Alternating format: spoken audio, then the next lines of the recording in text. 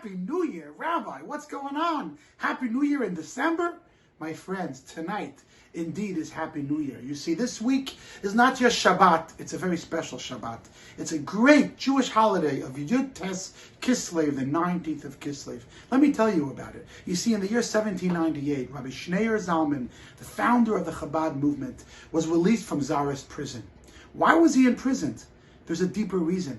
Hasidic teachings tell us that when Rabbi Zalman wrote the book of Tanya and began to expound upon the incredible depth and richness and mysticism of Hasidic insights, there was an uproar in heaven because the negative forces, they felt that if he continues to teach these incredible teachings and the world will transform to an era of redemption.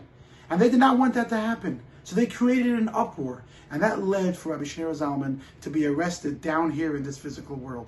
When he was freed on this day of the 19th of Kislev in 1798, this wasn't just a personal liberation. This was actually an experience where Chabad Hasidism was vindicated, where the teachings of the Baal Shem Tov, as they are elaborated upon by the Chabad Hasidic Rebbes, can be taught and can spread far and wide.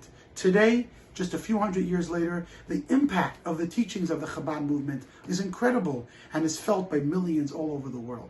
That's why tonight is a special day. And I want to take this opportunity to share with you a powerful insight, a central lesson of all the teachings of Rabbi Zalman. And that is the incredible character that he describes as the Benoni. What does that mean? Well, in this week's Torah portion, we find that Jacob had a wrestling match with an angel. This angel was representing his brother Esav. And the Torah tells us that during that wrestling match, even though ultimately Jacob won, but because he got an injury by a sciatic nerve, till today, Jewish people do not eat that portion of the animal. We do not eat the misplaced tendon, also known as a sciatic nerve. And I always wondered, shouldn't we celebrate his victory? Shouldn't we create a mitzvah that helps us remember that Jacob won the battle? Instead, we have a mitzvah not to eat the sciatic nerve because of the injury that Jacob received. Why celebrate the injury? Why not celebrate the victory?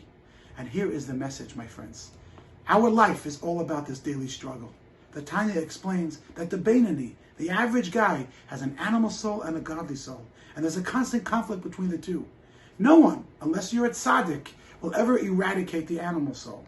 Every one of us, me, you, and everyone around us, we're average people.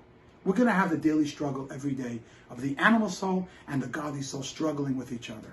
What we need to aim for is not perfection or victory. We need to aim for victorious moments. We need to aim for each individual time that we push away our evil inclination. Each moment that we win over and we make the right choice, that becomes a victorious moment. So celebrate the struggle. Celebrate the injuries. Recognize that it is through the struggle that God appreciates each moment of victory more than ever. So I wish you Shabbat Shalom. I wish you a Shana Tova, sweet new year in the study of Chassidus and in the implementation of the teachings of Chassidus. And most importantly, keep fighting and keep climbing, because that's the name of the game. Shabbat Shalom and Chag Sameach.